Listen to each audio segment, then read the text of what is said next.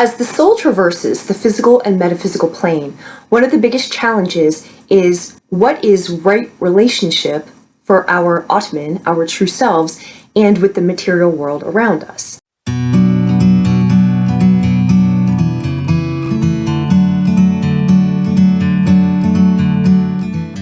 The lunar eclipse that took place this morning is in ANURADHA Nakshatra. And so for the next 2 weeks, the eclipse energy is going to be in this nakshatra.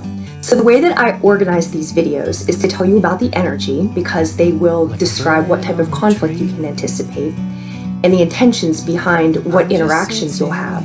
So I start with that, and then the second part of the video will be a highlight for your sign so that you can check on exactly where in your life and how in your life this might be affecting you. I do recommend that you watch your sun sign, your moon sign, and your rising sign. Every person reads differently, so if you're new to my channel, find out which of these works for you. I do these every new moon and full moon. So when the new moon cycles come around and the full moon cycles come around, you know which of the signs in these videos resonates most effectively for you.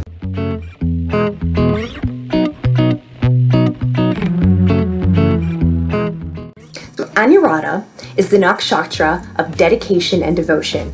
It is symbolized by an archway, as in the goal, the thing that you're moving toward. The purpose behind ANURADHA is dharma, which is right, what is right. And so ANURADHA really looks at right relationship. And it's this period in the soul growth where you're becoming more material, and as you become more material, you start to lose your connection with the divine. And so what ANURADHA is doing is it's looking at how are we tending to our inherent worth, how are we seeing to that, and specifically how we are seeing to that through our relationships. So we're looking at several aspects of right relationship.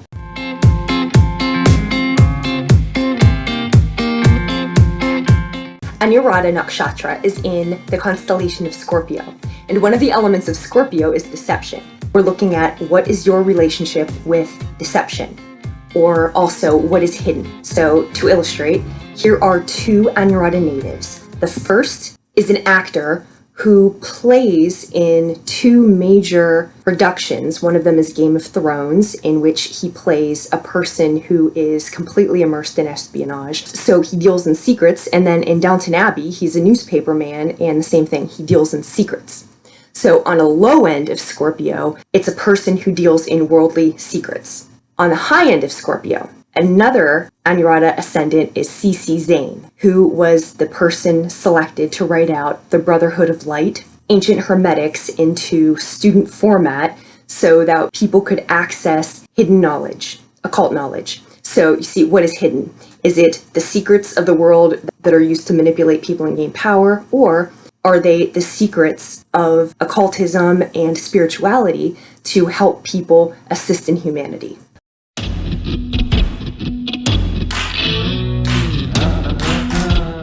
The next element is our relationship with relationships. So what is right relationship when it comes to relationships? The deity associated with ANURADHA is Mitra, and Mitra is a god of the sun, and Mitra exposes things, exposes the path. It's interesting, as in lunar eclipses expose things, right? So you have Mitra, the god of the sun, and Varuna is also associated, and Varuna rules cosmic law. Varuna is also the ruler of the deep and in charge of night. So you have Varuna, you have night, and then you have Mitra, day. And here's the thing with it. Night and day are distinctly different. At dawn, they meet, they merge, and one becomes the other. At dusk, they meet and merge, and one becomes the other. While they have these parts where they merge together, they are distinctly separate. Just like in your friends group, in your relationships groups, with your significant other, with anybody you do dealings with. This is business, this is anything. The people you deal with, you contribute to them and they contribute to you because you are each distinctly different. You bring some attributes to the relationship which enhance each other, but if you all brought the same attributes, it wouldn't really be a relationship, it would just be a continuation of yourself, you see? So you have to be separate, night and day, you have to be separate in order to be distinctive. And in order to have relationships that complement one another, you bring different features. So that's why you separate, develop yourself, and then come together. So while the deity Mitra is a union maker, the ruler of Anuradha is Saturn, boundaries.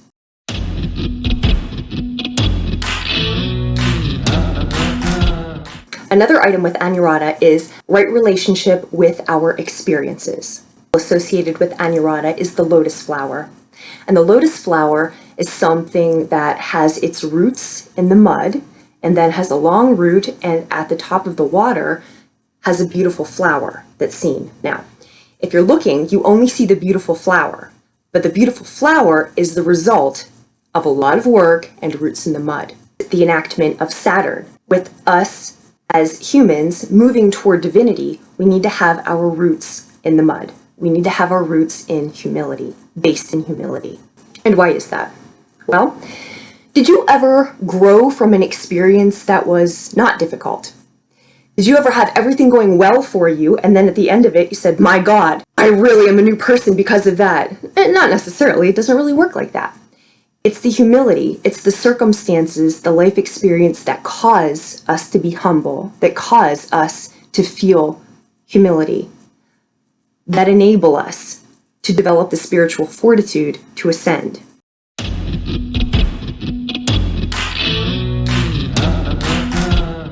What is right relationship with devotion? Well, if you merge with a thing, you cannot be devoted to the thing. You cannot actually love the thing because it's part of you. It stops, right? If you merge with the thing you are devoted to, you lose the ability to interact with that thing. Anuradha is the power of devotion and worship, and it's about the coming together. You know, when you have an amazing meditation, or if you work with intuitive gifts, but these different ways that we contact the divine, these different ways that we contact parts of ourselves that aren't worldly parts of ourselves. That's a particular feeling that unless you've done it, you don't know what it's about. So you can't describe it to somebody because they don't know what it's about if they haven't done it. But if you're on this path, the difficulties with experiences, with people, with all of the troubles, when you have that connection, it makes it all worth it. The thing about it, we don't walk every day, all day with that connection. You can step in and out of it. Sometimes you stay with it for longer periods of time than others, but it's not all the time with you. And in a way, you see, that makes it a bit more special because you can connect with it, and then you can come back and do your work here in the material plane with the knowledge of what you really are and with the knowledge of what you can truly access. So that's another way that Anuradha expresses. We individuate from our bliss so that we can interact with and appreciate our bliss.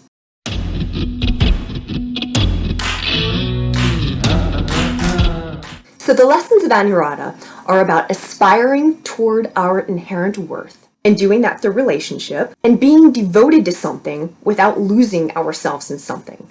And another element of Anuradha is the idea of changing forms.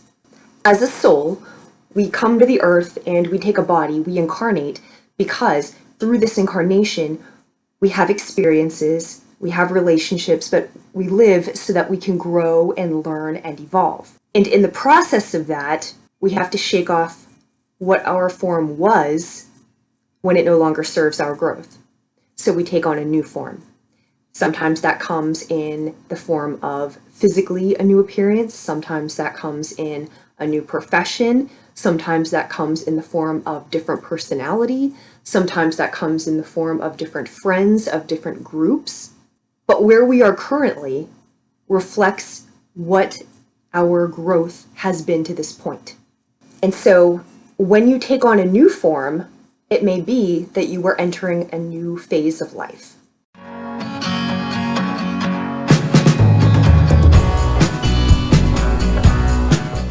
So whatever's happening, whatever's coming and going, what you do with eclipses is you just let it go. That's what you can do. It's happening. There's nothing you can do to stop it. It's happening. What you can do is control the way that you react to it. You can control how you're going to allow it into your life, whatever's happening, and how you're going to move into, with ease, the next phase.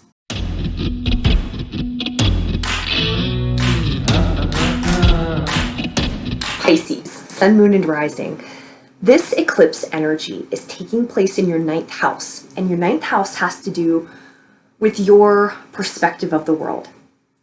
It has to do with religion, higher education, travel, like long distance travel. And so, insofar as your perspective, how you look down on things, it's like imagine it's your lens, and it's how you look down at the world, how you make sense of things, how you organize things. Expect some sudden change in this area. Lunar eclipses take things away. So they call it eclipsing something out. So watch for, in the next couple weeks, something to change, as in something that stops. Now, this could be something like if you're graduating, that's the end. That's gone now. If you're doing dissertation, if you're doing your finals, same thing. It's the end of it now. It could also be that a professor goes away, or there's again, eclipses are hard because they always take you by surprise, right? So, but just in this area of your life, watch for something to change, and it could be your perspective on something that you have, something that you've held in high regard, perhaps.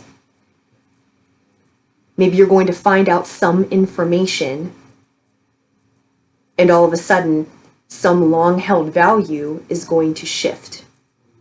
It can be another way that the eclipse expresses itself. Right? So the first thing, watch for some sudden change. The second is, do you have right relationship with the 9th house elements?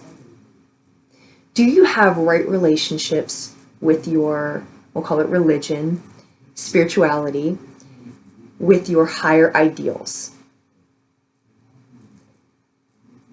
And here's what that looks like. Do you test these things? There's often this dichotomy made with people who are academics or people who live in the real world. And that's not useful because I'm an academic and I actually live in the real world. So we'll do it like this instead.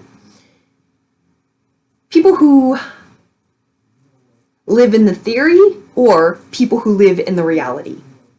And people who live in the theory have never been there, but they feel a lot of people, they feel very confident to comment on other people's situations because they have this theory, right? So this could be political theory, this could be religious theory, this could be because they've read a theorist, or, they've read about what things should be like, right? So they have it organized in their mind, and I'm saying this because I've been there. So you don't actually, 9th house is across from 3rd house. 3rd house is your actual, where you come from, what informs your life, so your experiences.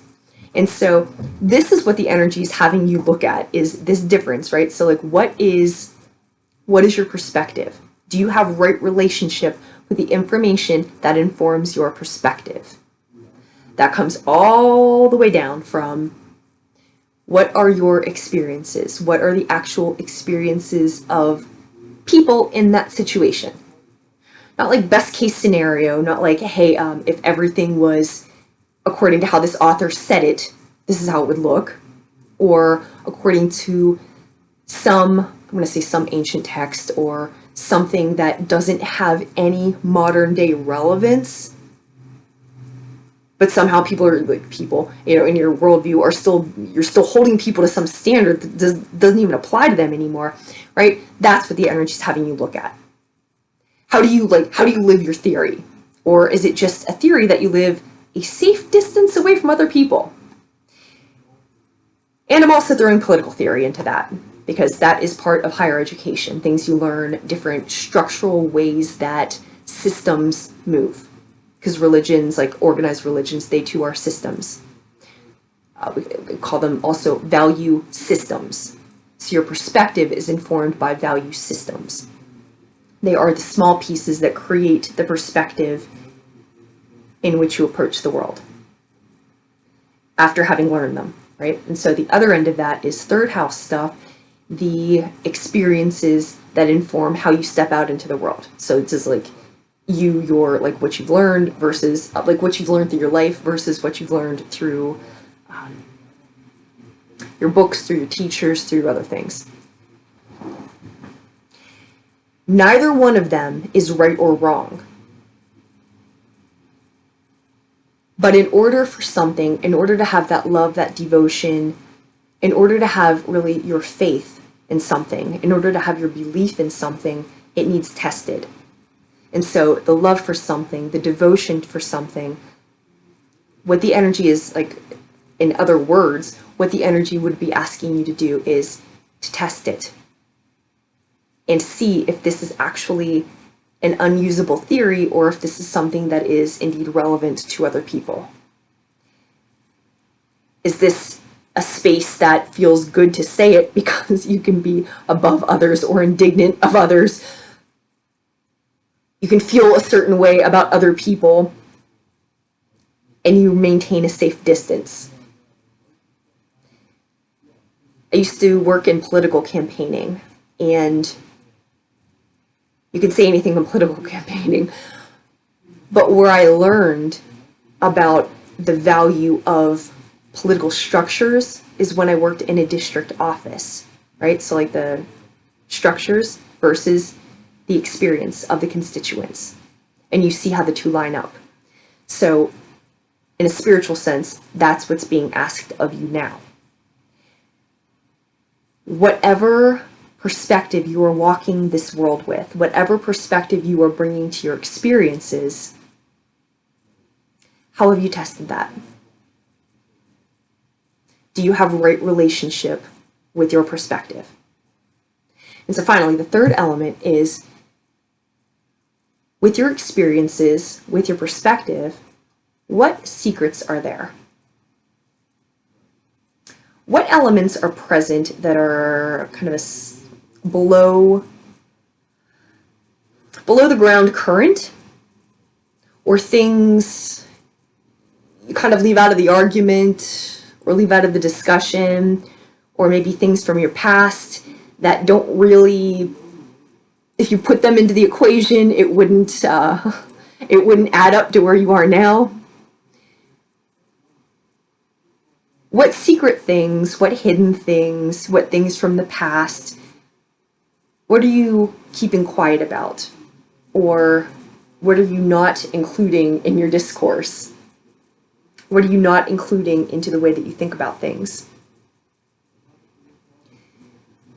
Also, if you've come to a higher place, and by higher I mean vibrationally higher, I mean learning higher, experientially higher, maybe all of the items of your past are not what you wish they would be. Maybe you're not keen to have some things talked about. Maybe you wish some things would just go away and stay buried, right? But those things control you. So the final element of this energy is asking you to integrate those shadow elements. They can't hurt you anymore. You are on this path. You are changing forms. You actively, if you're watching a video like this, you are actively working on yourself. If you listen to this message, you're in this, you're involved, right?